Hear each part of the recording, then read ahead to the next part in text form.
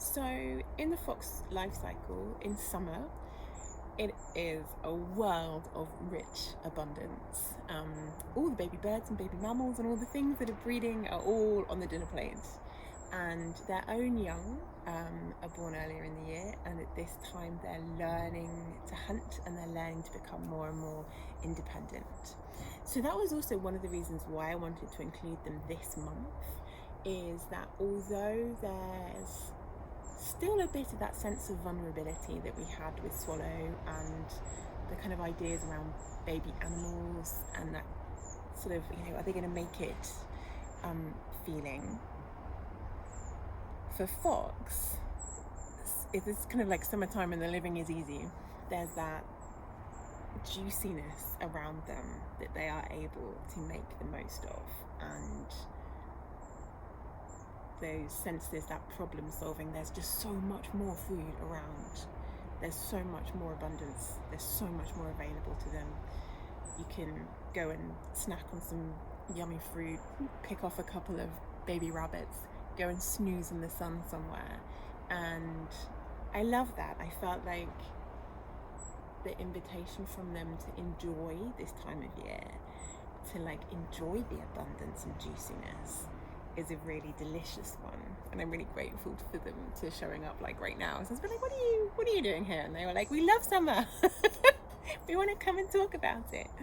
So it's kind of, I get the animals kind of pop in and have a lot to say, and Fox particularly this moon was like very chatty, and that's part of their charm and part of their life cycle as well. We've recognized as humans 28 different vocalizations that foxes can make to each other, but they also use body language and facial expressions, and smell is really important to them. They've got scent glands in their paws and in different parts of their body, so they are telling each other stories all the time that can be picked up through all of their senses, and they are loud. So that was another aspect as well, was this kind of chattiness, and this urge to communicate at this juicy, abundant time of year.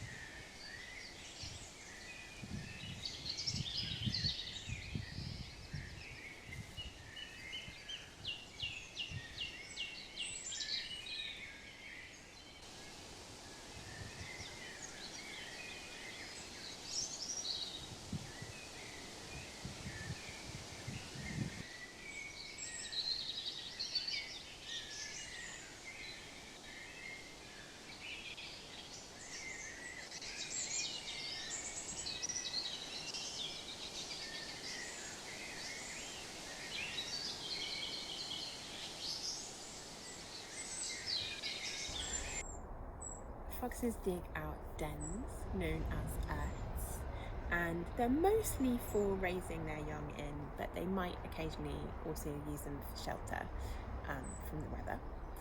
And breeding season for them starts in January, which is when you might hear the females making some really weird sounds. They can be incredibly loud.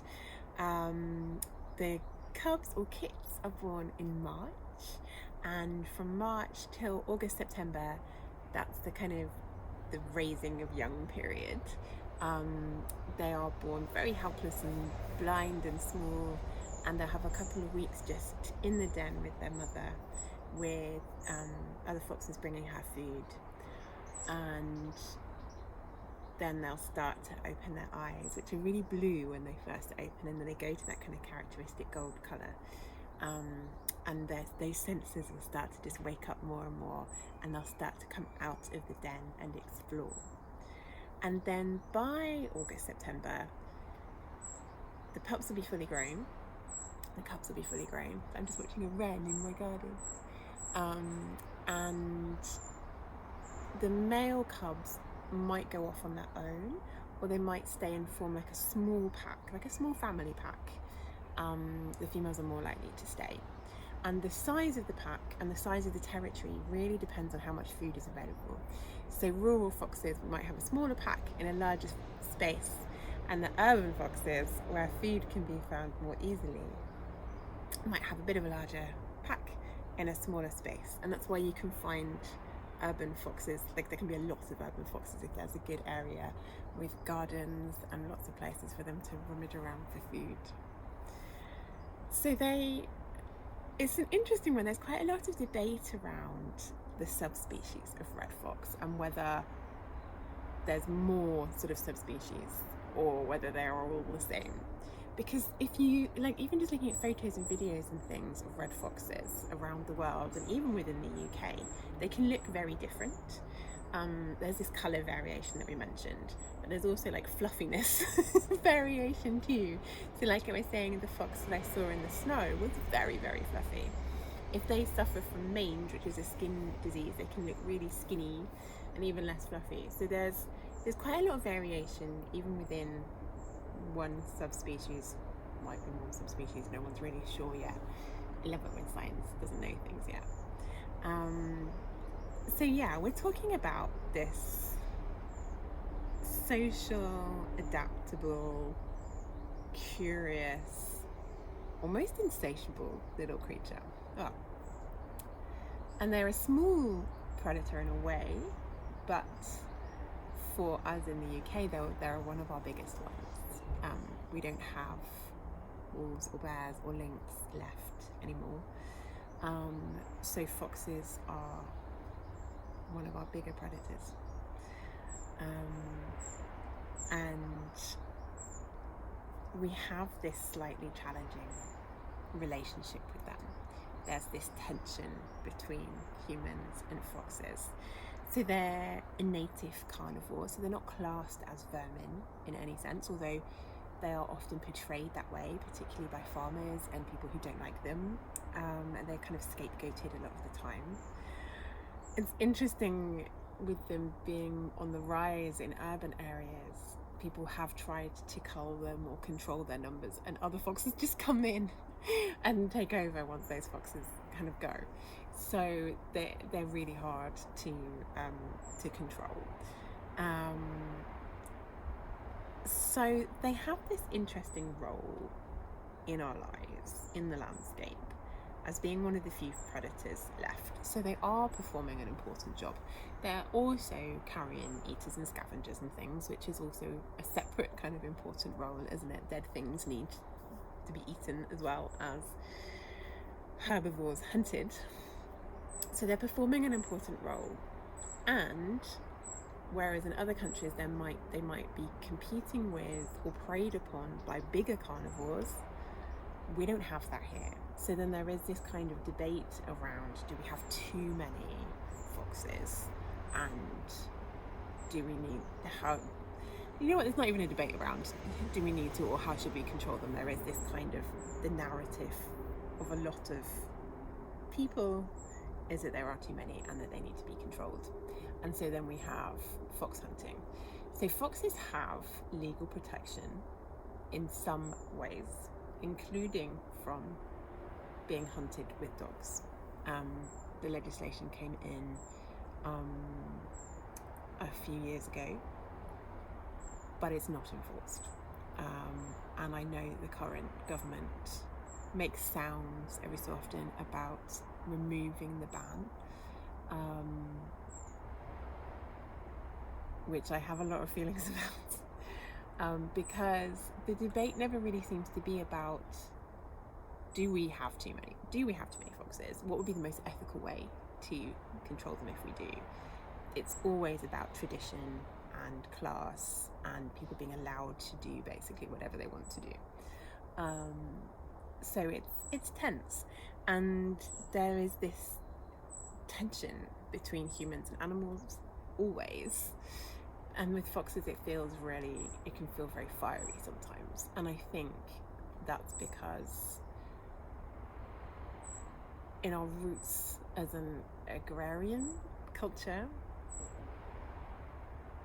things that threatened us in terms of our food supply would have been really problematic. And there would have been times when it could have been life or death for humans versus foxes, if the foxes came and ate all the chickens. And I know that it can still feel like that some way, and we still depend now on farmers for our food. And if you eat eggs or chickens, then this is a kind of thread of that. Obviously, if you don't, then you don't. So that's part of the tension. It's like real. I can understand it. There's that real pressure around predation and the kind of perceived cheekiness of foxes and their ability to problem solve and find their way into almost anywhere. And I also feel like there's this extra layer.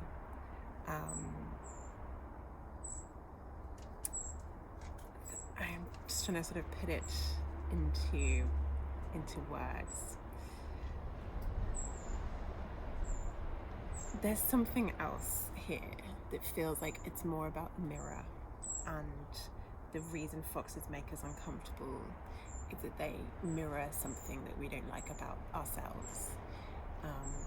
The fox that goes into the chicken coop and kills all of the chickens, more than they can eat, because they do cache their food, so they do kill. You know, if they find a lot of food, they might kill and then cache some of it for later. But sometimes it's almost like they will just go on a spree if there's a lot of chickens all together or something like that. And then the kind of going through our rubbish, like we're the ones that make the rubbish, and we put it in these bins, and we kind of have this process for dealing with it that doesn't really deal with it.